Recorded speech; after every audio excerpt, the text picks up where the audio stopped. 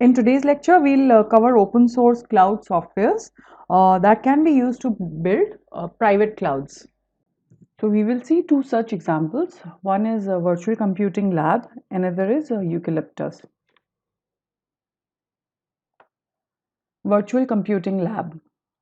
So VCL is a free and open source cloud computing platform with the primary goal of delivering dedicated custom compute environments to the user.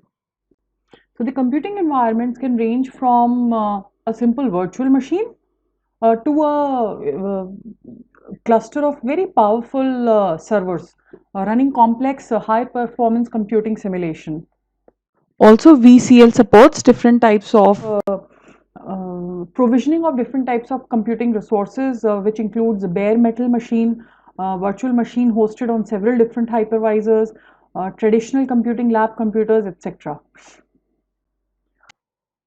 So simply put, VCL, allows dynamic provision of a dedicated computing environment for the users. So basically, in this, users can make a reservation for some sort of environment which will exist till they want to use it, and then it goes back, it vanishes.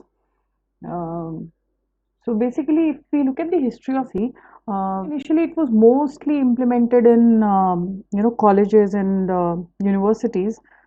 So this was because so universities usually they used to have resources which were like, for example, expensive licensed softwares which they wanted to make available to their students. So for that they used to use virtual computing lab. So the user interface, it consists of a self-service web portal. Using the portal, user selects from the list of customized environments and makes reservations. So user will make the reservation as per demand. But then what happens behind the scene is the scheduling component built into the web portal determines which computing resources to assign to the reservation. The requested environment is then dynamically provisioned, secured and configured to allow remote access by the user. The user then remotely connects to the remote computing environment using remote desktop, SSH or any other supported protocol. So few important terms here are web self-service web portal, reservation, then dynamically provisioned. Right, so that means it's an environment which is dynamically provisioned through self-service web portal in which user can create an environment. So let us look at features of virtual computing lab. It is free and open source. That is, there are no commercial product requirement in order to deploy a fully functional VCL cloud.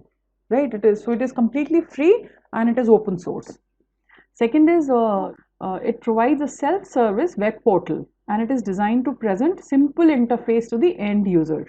So using this self-service web portal, the users can make the reservation for the kind of environment they want to work in.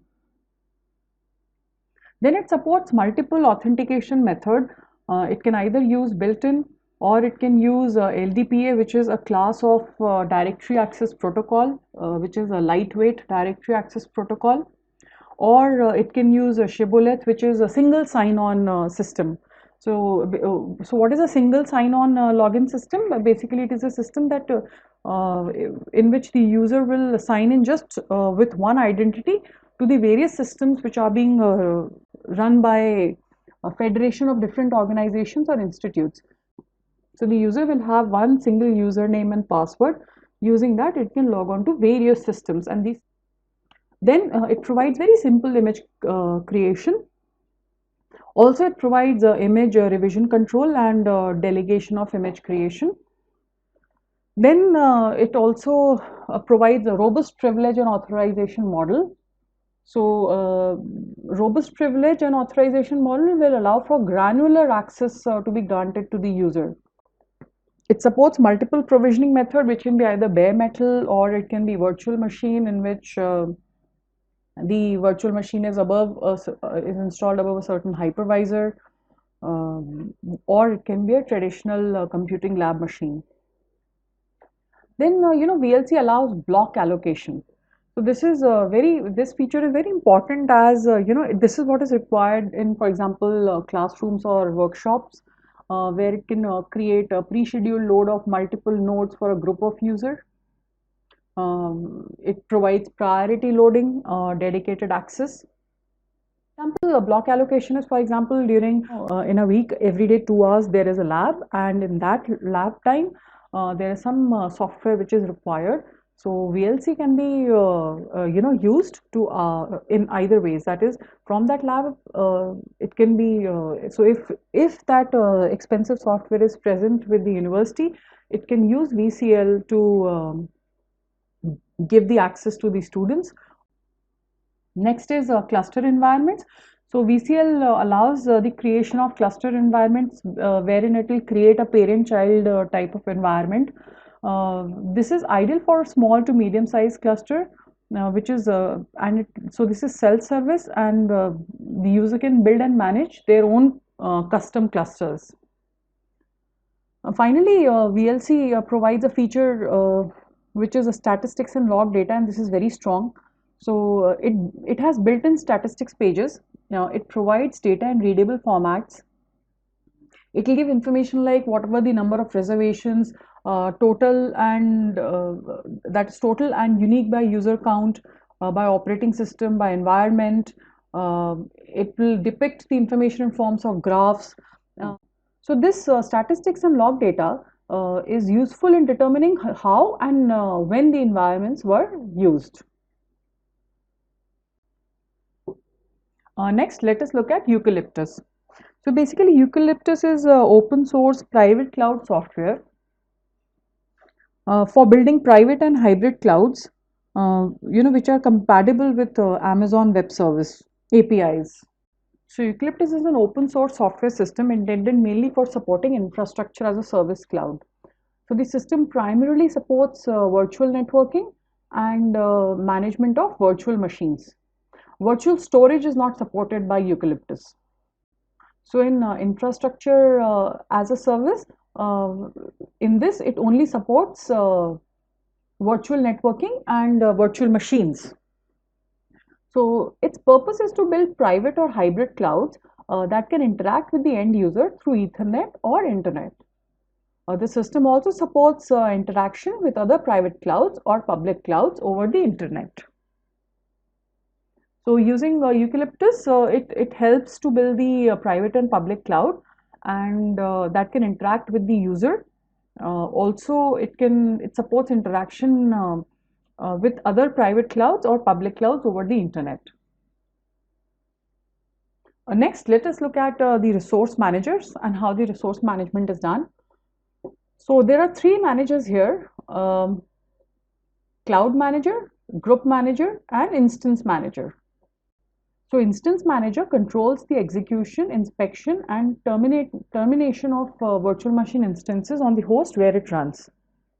So basically, to stop the virtual machine and the execution of the virtual machine, everything is looked after by instance manager. Group managers, they gather the information about virtual machines execution and also schedule the virtual machine execution on specific instance managers, as well as it manages the virtual instance network. Finally, cloud manager is the entry point into the cloud for users and administrators. So it queries node managers for information about resources, making scheduling decisions, and implementing them by making requests to the group manager.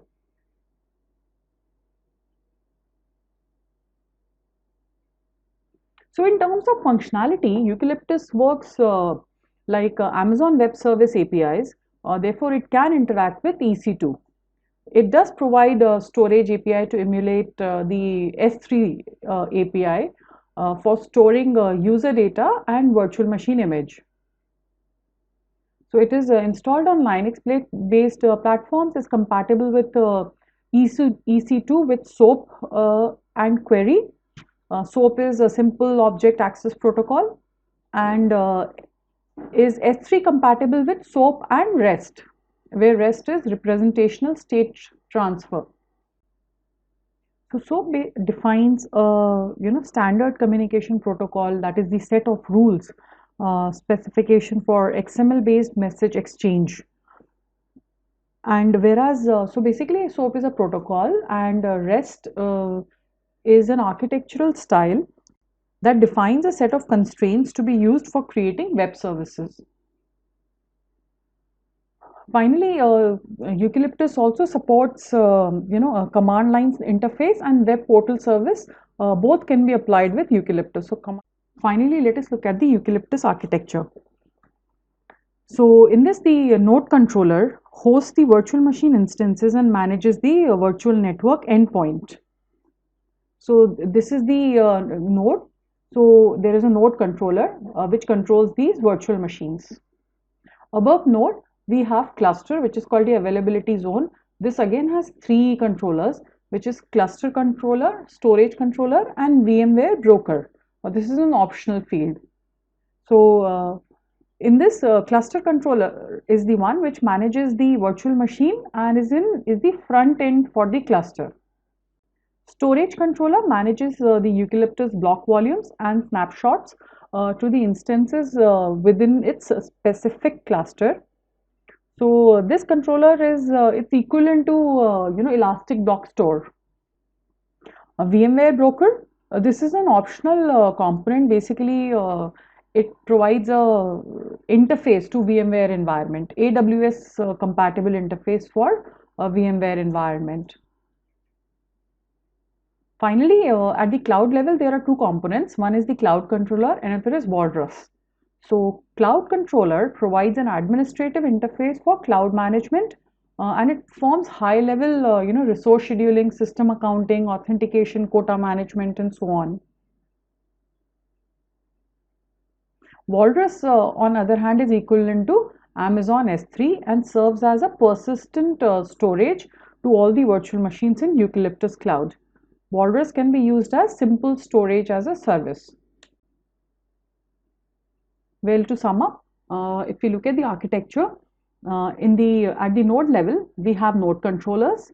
Then these node controllers will basically control these virtual machines and all the tasks related to that. Then at the cluster level, we have cluster controller which controls the cluster. We have storage controller which which manages the Eucalyptus block volumes. And then this is an optional field which is an interface, AWS interface to the VMware environment. And finally, at the cloud level, we have a cloud controller which basically does, which is at the topmost level, so it does the resource scheduling, authentication, and on the other hand, Walrus is nothing, is equivalent to, is basically a storage as a service, so it is equivalent to Amazon Web Services S3. So in today's lecture, we had a basic introduction to Virtual Computing Lab and Eucalyptus. Thank you.